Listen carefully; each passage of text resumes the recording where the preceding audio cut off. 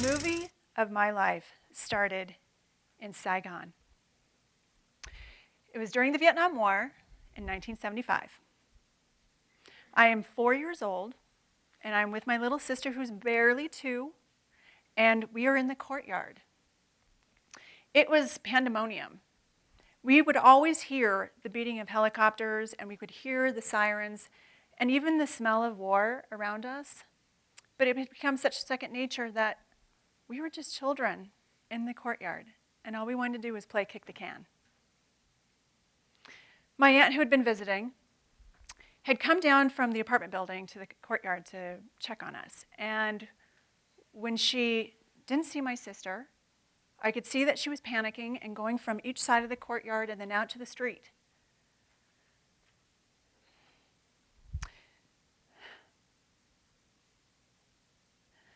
My sister disappeared. She had been abducted, and we never saw her again. There's no Amber Alert when there's war.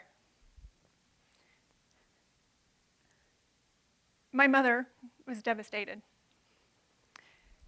and she was having to make a very heart-wrenching decision.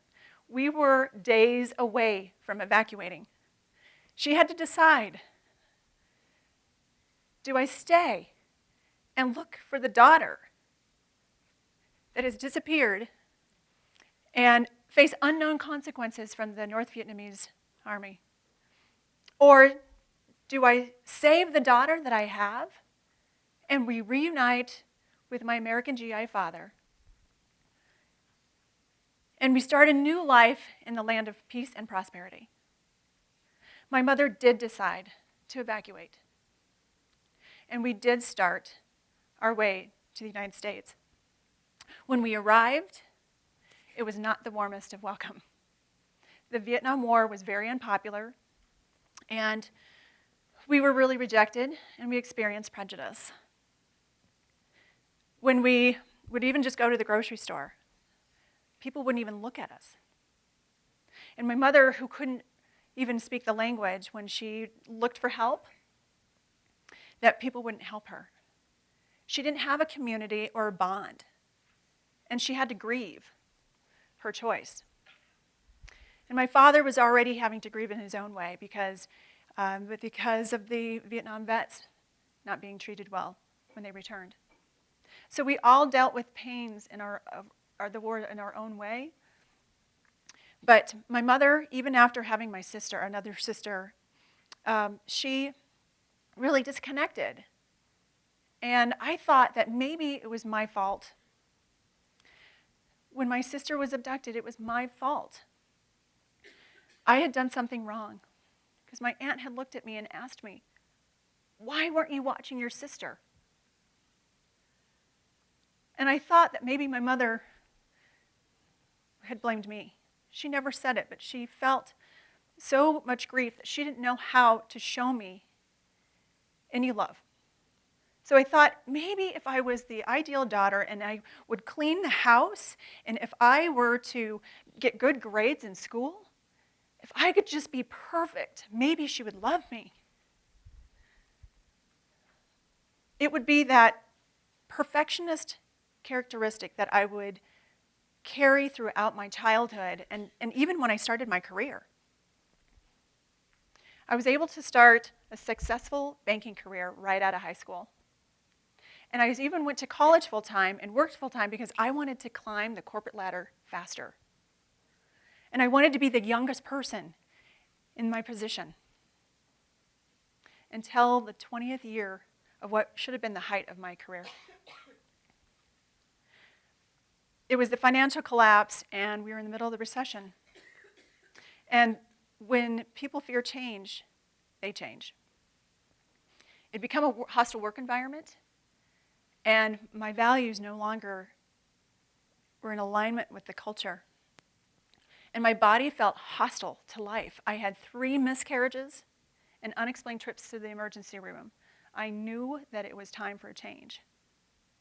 But because of the recession, when I tried to find a new job, it was 2 fruitless job search years, and I thought, oh no, maybe I made a mistake.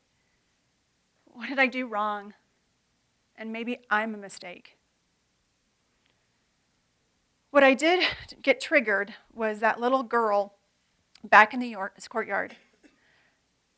But what also was triggered that I really loved movies. My mother and I, when we were coming to America, we stopped in a refugee camp in Guam, and I watched Dr. Seuss's The Cat in the Hat. And I saw the colors, and I saw the happy children, and I had hope that maybe I could have a new life. And that when my parents were distant, my mother was despondent, I found myself going to the movie theaters because that's where I would find my escape. I'd be able to watch the movies and watch the hero, and I would just dream that maybe one day I could be a hero, and maybe one day I could make a movie. That's why I wanted to find something that had purpose and meaning for me, and that dream came back. I couldn't explain where it came from. It just came from deep inside me. Because I wanted to go and heal. I was on a soul-searching mission. And I started putting the word out. And it was amazing how people were so willing, even though I had no skills or background in film. So when I was invited to go to a spirituality conference in India, I thought that was definitely the universe telling me this is what I was supposed to do. And I immediately started to look into airfare, and I wanted to look at how I could maybe even get a camera like a day before I needed to leave, just in case that the 2 film crews that I hired wouldn't show up because it was in India. And I'm racking up the bill, right? And so, of course, can you imagine how my husband was probably feeling? He's like, "You've never filmed a movie before? What are you thinking?" I was supposed to go and film the speaker so that I could get their backstory. And then we would go on a tour. And so it was really more about identifying what is it that we're going through in a difficult transition. And so, yes, my husband was probably having his own difficult transition with this. So when I left and arrived in India, if anybody has been to India, it is an assault on your senses. Immediately upon arriving, I learned that the tour that we were supposed to have was canceled. Here I am starting to panic, but I'm holding it together because the perfection side says, you never let anybody see you sweat. And that was the corporate training about, I have a plan. This production plan cannot go wrong. But everything was falling apart. And inside, I was starting to fall apart. Fortunately, the tour was rescheduled, and we left Delhi to go to Agra, where the home of the Taj Mahal is. But we were in a van, and so it took 6 hours to get there. When we stopped, just to stretch our legs and to get some lunch, I saw something that I was so worried about seeing. It was one of my worst fears coming true. And you have to understand that I have an irrational fear of snakes, and particularly cobras, because I'd always had nightmares of them. Growing up in Vietnam, you were told, do not ever go into the weeds or the grass. And as my cameraman is filming B-roll, I see that there's a cobra, and it's striking at the camera. And I see this cobra with this hood flared, and I'm thinking, that 20-foot cobra is looking for me, because that's how I saw it. I saw this 20-foot cobra, and it was coming to attack me, because what I felt was that my project was such a failure, it's coming to attack me. And I'm finding myself once again in a courtyard, just like that little girl. Did I do something wrong? Did I make a mistake? Am I a mistake?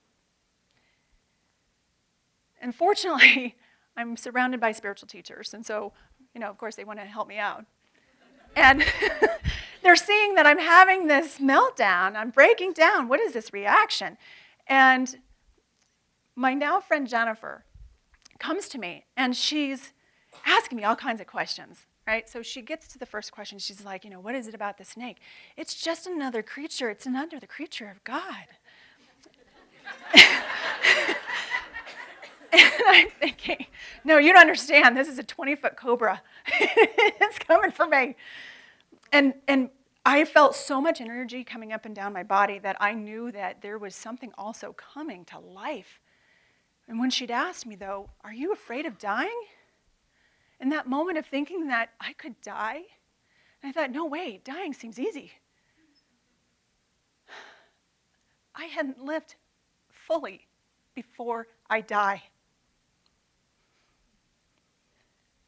That little girl had been numb to life.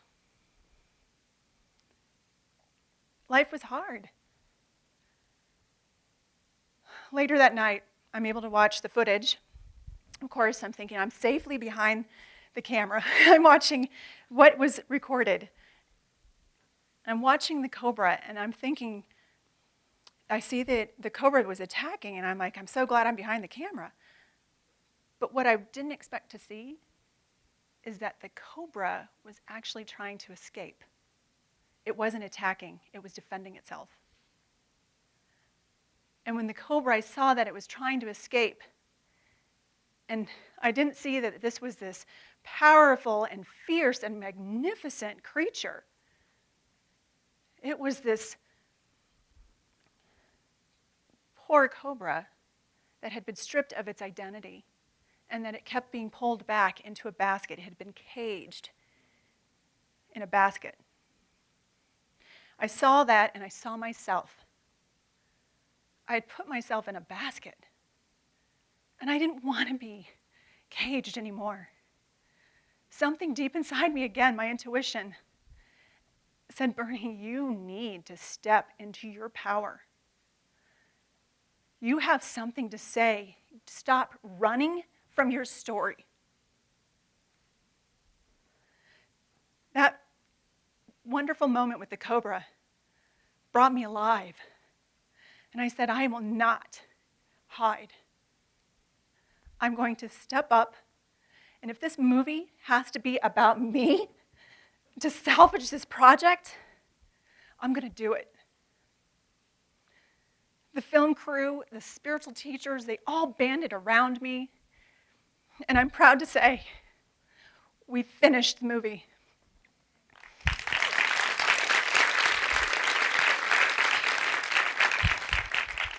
We finished that movie, and when we came home, and actually we were able to get it edited and completed, so that during the premiere, and I'm sitting in the audience, and I'm watching my movie, and I recognize I'm not that little girl that was alone in the theater. I'm watching my story, and I am the hero. I'll never forget that moment because I realized that there was this convergence. If I wouldn't have gone to India, if my mother hadn't decided to leave Vietnam, I wouldn't have the life that I did create. That I wouldn't have met my husband and have 2 beautiful children together. That I didn't have that corporate experience that actually was doing me a favor because it had broken down so much that I wanted to find something so badly. There was no way I probably would have left to make a movie. And because of the way that it brought me to life, I remembered seeing that little girl, and I created a whole different story because through the filmmaking process, I was going to look through a different lens. I was going to choose what perspective I wanted to see life through. And because in finishing the film and having to write the script of the movie, I was the script writer. I am writing the screenplay of my story. And as the director of the film, I also recognize I'm the director of my life. That I didn't have to take action, but I did. I took action, and I created. And you know, you don't have to go to India to make a movie. But sometimes the greatest journeys are as simple as moving from our head and clearing out that ego and moving into our heart. That sometimes can be the longest journey. But I realize now that through that different lens, my sister Rose had a different journey. and that my mother and I, with my dad and my siblings, had a different journey. I'm so grateful for the experience that I invite you to consider looking at your life as though it was a movie. And if you were to sit in the audience and you could play out the screenplay of your life, what story would you be writing? And if you needed to, what story would you be rewriting? Because you are the director of your life. And I want to even go further. If you could choose those lenses and if you could rewrite your script and write your future, how would you direct your life? Even more so, could you recognize that you are the star? You are the star of your life. Because without you, there is no movie.